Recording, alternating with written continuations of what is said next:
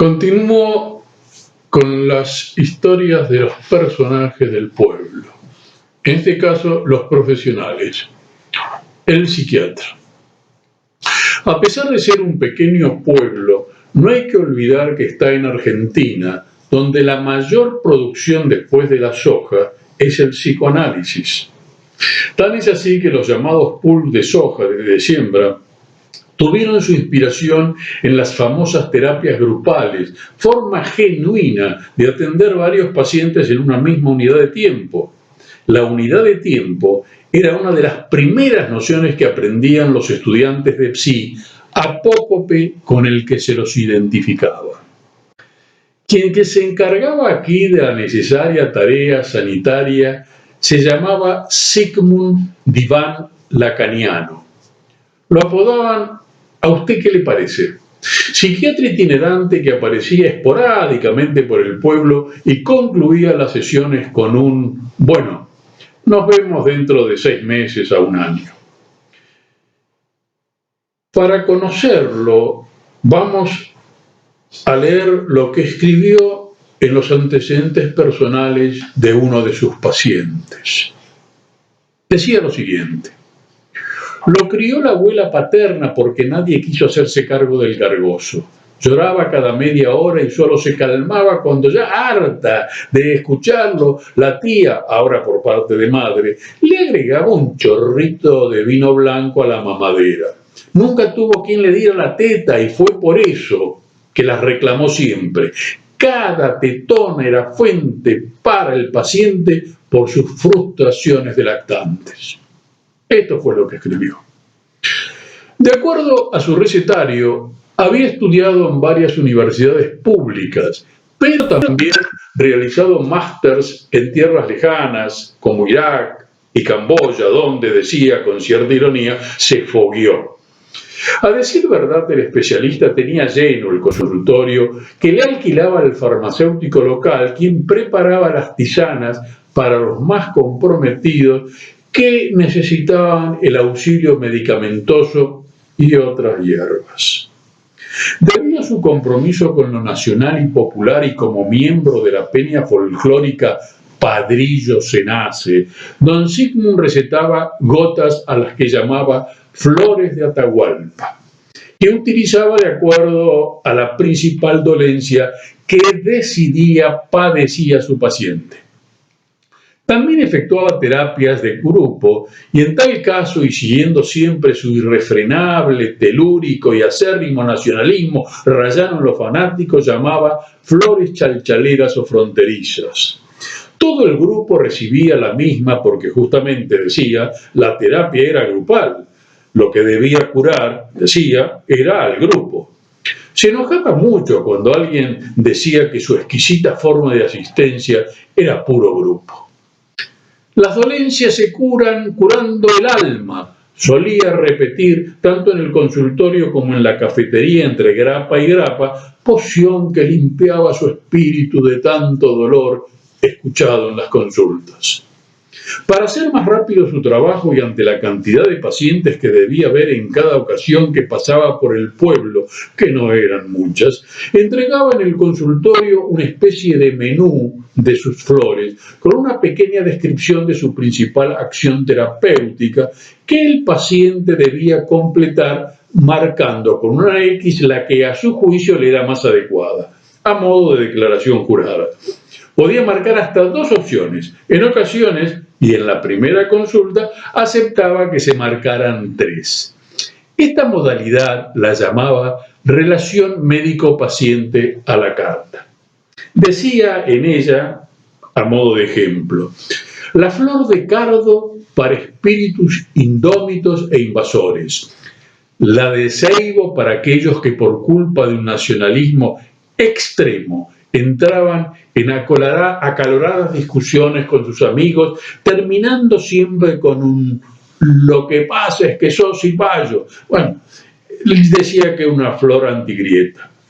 Las margaritas para los amores indecisos, las violetas para los enfermos de fingida humildad a los que llamaba humildes por puro orgullo, las rosas para los que después de caer bien a todo el mundo terminaban lastimando, las ortigas para los que eran considerados molestos, los otros, no ellos, y así sucesivamente. Pero el secreto de su éxito era muy otro. Se manejaba frecuentemente con enemas que, de acuerdo a sus modernos conceptos en la materia, eran la mejor manera de hacer catarsis, aún para los casos en los que cuesta evacuar al inconsciente, decía.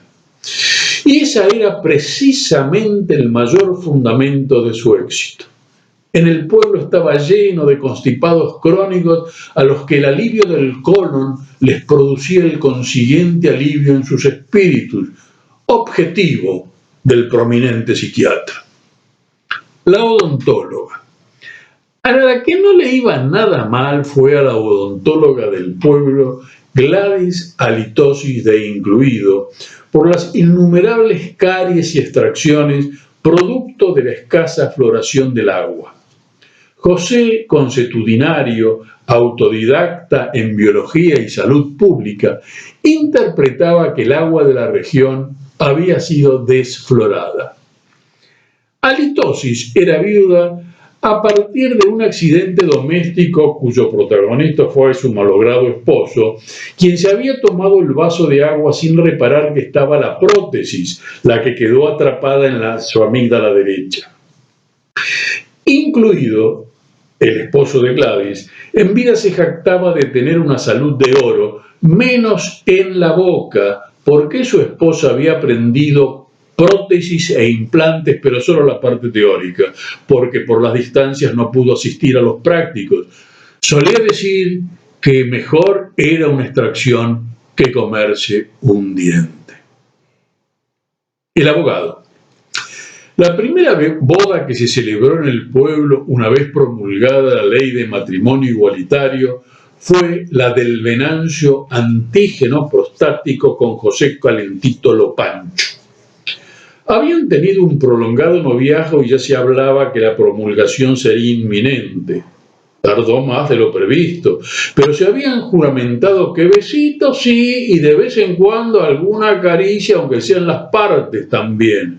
Promesa que cumplieron con entereza para lograr llegar vírgenes al matrimonio. Nunca se aclaró si Severino Manzanita, uno de sus amigos, apodado Pochoclo, fue padrino o madrina.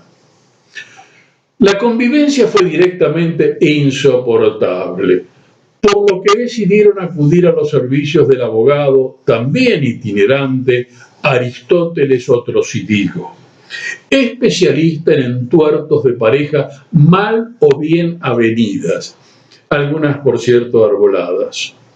Otros creían que su nombre y apellido era Será Justicia, al observar que era la manera como firmaba, les parecía, todos los escritos que presentaba en la justicia.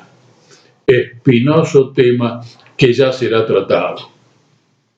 El juicio de divorcio fue para tirar balcones. En realidad tiraron solo los geranios de las macetas embutidas. No faltaron testigos para ninguno de los dos.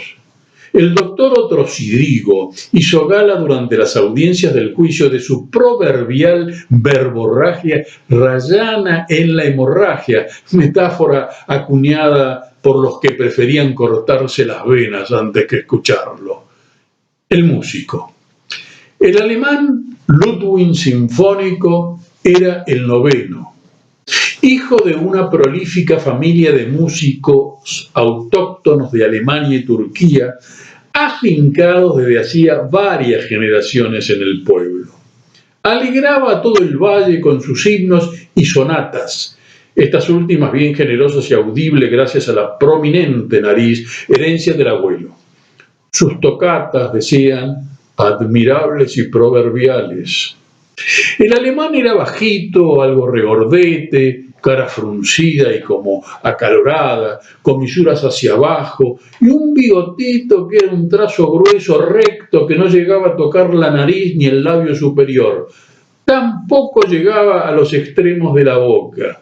No era evidentemente bigote de paisano. Recuerdan los vecinos la costumbre de varios miembros de la familia de Ludwig, quienes saludaban con la mano derecha abierta y elevada hacia adelante al grito guerrero, según les pareció escuchar, de Heil Ingle. De ascendencia turco-alemana, mitad turco de parte de padre y madre, y un octavo alemán de parte de un bisabuelo que había servido a las órdenes del Kaiser Carabela. Llegaron al pueblo en el siglo pasado y se afincaron en un campo vecino que ocuparon ilegítimamente. Por eso comenzaron a ser apodados como los turcos ocupas o los alemanes okrupas. Pero Ludwig, nacido con dotes especiales para la música y autodidacta, logró ejecutar diversos instrumentos que fue adquiriendo con los ahorros logrados en sus trabajos camperos. Gracias a su habilidad, esfuerzo y dedicación, logró reunir a sus alumnos más virtuosos. Si bien no obtuvo lo suficiente para constituir una orquesta sinfónica, le alcanzó el número para un grupo de cámara. Fue la concreción del sueño del dotado Ludwig.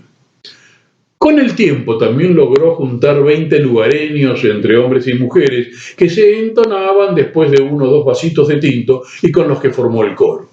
Lo comenzaron a llamar embalse coral por un error que había en los primeros volantes impresos en la imprenta local. Para todo el pueblo siempre fue su nombre, pero Sinfónico se presentaba como el director del ensamble coral. Hicieron giras por los pueblos vecinos hasta que fueron descubiertos por un periodista y crítico de arte residente en la ciudad capital. El crítico no lo pudo creer y se ofreció como sponsor del conjunto. No tuvo dudas desde el primer momento que lo escuchó que eran unos dotados y les ofreció entrar en las ligas mayores de la música.